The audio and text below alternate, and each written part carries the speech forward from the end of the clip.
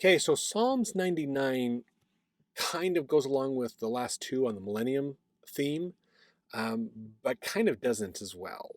So we can see this in application outside of the millennium, but I think it also will apply with the millennium as well.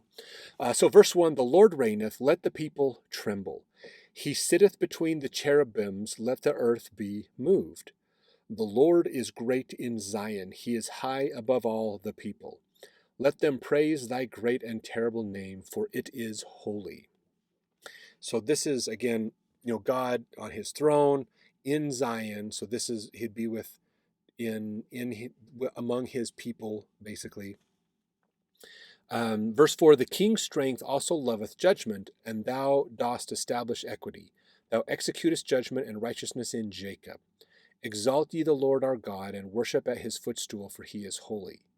Moses and Aaron among his priests, and Samuel among them that call upon his name. They call upon the Lord, and he answered them.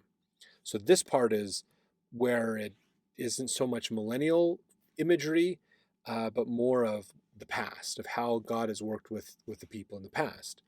Verse 7, he spake unto them in the cloudy pillar. They kept his testimonies and the ordinance that he gave them. So the tablets in the ark, as well as the law of Moses as well. Thou answerest them, O Lord our God, thou wast a God that forgavest them, though thou tookest vengeance of their inventions. So that's getting into the idea of, well, they did repent and you helped them when they fell, basically, but you forgave them, and when they asked for forgiveness, and then, of course, when they didn't ask for forgiveness and got prideful, you humbled them, basically. Verse 9, exalt the Lord our God and worship at his holy hill, for the Lord our God is holy. So the holy hill is up on top of the hill, is the place of worship, the temple. This is why we build temples on a hill if we can.